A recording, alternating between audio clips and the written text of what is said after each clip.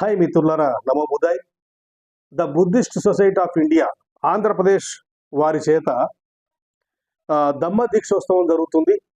June 15 Vemagiri Maitreya Buddha విహార్లో, అంటే రాజమండ్రి దగ్గర వేమగిరి మైత్రేయ బుద్ధ విహార్లో ఈ దమ్మ దీక్షోత్సవం జరుగుతుంది. ఈ దీక్షోత్సవం సందర్భంగా ఇక బౌద్ధంలో చేరాలనుకున్న వాళ్ళకి బౌద్ధానికి సంబంధించిన బౌద్ధ మత ధృవీకరణ పత్ర సర్టిఫికెట్లు ఇవ్వడం జరుగుతుంది. ఆసక్తి ఉన్న వాళ్ళందరూ బౌద్ధంలో చేరాలి, బౌద్ధం బలపడాలి, బౌద్ధమే దేశానికి జ్ఞానం, ఇది బౌద్ధము రావడం వల్ల సమసమాజం వస్తుంది, బౌద్ధం వల్ల భూమి జాతీయమవుతుంది, బౌద్ధం వల్ల దేశం అప్పులపాలు కాకుండా దేశం పురోగతిలోకి వెళ్తుంది, ప్రతి ఇల్లు కుటీర పరిశ్రమగా మారుతుంది, ప్రతి ఇంట్లో ప్రొడక్ట్ ఉత్పత్తి డెవలప్ అవుతుంది. అంటే కుటీర పరిశ్రమలు తర్వాత వస్తువు తయారీ విధానంలో బయట బౌద్ధ దేశాలతో కూడా మన దేశం పోటీ పడుతుంది. అలాగే ప్రతి ఇంట్లో ఆర్థిక వనరులు పుష్కలంగా ముందుకు ఉండాలంటే బౌద్ధమే శరణ్యం, బౌద్ధమే ముందు తీసుకెళ్తుంది. ఆ విధంగా దేశం బాగుపడాలని కోరుకున్న వాళ్ళు బౌద్ధాన్ని చేరి బౌద్ధాన్ని బలపరిచి, అంటే అన్న బౌద్ధంలో సర్టిఫికేట్ తీసుకుంటేనే బలపడుతుంది అంటే ఎస్ అని చెప్తాను నేను. ఎందుకంటే బౌద్ధం ఉపాసకులుగా బౌద్ధంలో చేరి బౌద్ధాన్ని మనము ఎంత ఆరాధించినప్పటికీ అది నీ మనసుకు సంబంధించిన విషయం అవుతుంది.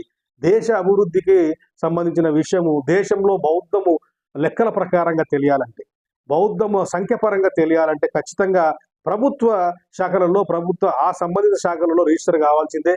బౌద్ధం బలపడిందని చెప్పడానికి ఇదే కారణం.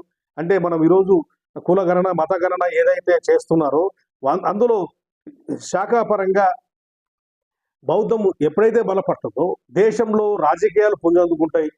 రాజకీయాల నాయకులకు కూడా కావాల్సింది ఏంటిది? వాళ్ళకి ఓట్లు కావాలి. ఓట్లు కావాలంటే ఓట్లు వేసే సామాజిక వర్గాలు కావాలి. వాళ్ళు కులాల పరంగా చూస్తారు, మతాల పరంగా చూస్తారు. ఎక్కడైతే బలం ఉంటుందో అక్కడ పోయి వాళ్ళు వాళ్తారు. మరి మనము లెక్కలలో మాత్రము 0.2% ఉన్నాము బౌద్ధులము. బయట మాత్రము మీటింగ్లు పెడితే లక్షలలో పాల్గొంటున్నాము. ఏదన్నా సభలు సమావేశాలకు మైకులు తీసుకొని మాట్లాడుతూనే ఉన్నాం. కానీ సంఖ్యాపరంగా మనం ఏమి, మరి సంఖ్య తెలియాలంటే ఏం చేయాలి? మనము ఇది ఒక తక్షణ కార్యక్రమంగా బౌద్ధాన్ని బలపరుచుకునే విధంగా రాజకీయాల నుంచి అడుగులేయాలన్నా, రాజకీయ నాయకులు కూడా ముందుకు రావాలన్నా, ఆ రాజకీయాలు బౌద్ధం వైపు అడుగులు వేయాలన్నా, దేశం అటువైపు అడుగు వేయాలన్నా కూడా ఇక్కడి నుంచే మొదట మనము ప్రభుత్వ గణనాంకాలలో మనము చేరాల్సిన అవసరం ఉంది. సో మిత్రులారా, ఇంకా చాలా మంది మొదటి చెప్పుకొస్తున్నా, ఇప్పుడు చెప్తున్నా, బౌద్ధంలో చేరితే ఏదవుతుంది, ఏది కాదు, బౌద్ధంలో చేరితే ఇవి కోల్పోతాం, అవి కోల్పోతాం అంటే ఏమీ కోల్పోం. బౌద్ధంలో నువ్వు హిందూ మతంలో ఏవైతే లబ్ధి పొందుతున్నావో అవే నీకు కలిసి వస్తాయి, అవే కంటిన్యూగా అవుతుంటాయి. మీరు ఇతర విశ్వాసాల్లో ఏవైతే ఉన్నారో అవే కంటిన్యూ అవుతాయి. నీకు రెండు రకాలుగా ఉంటుంది.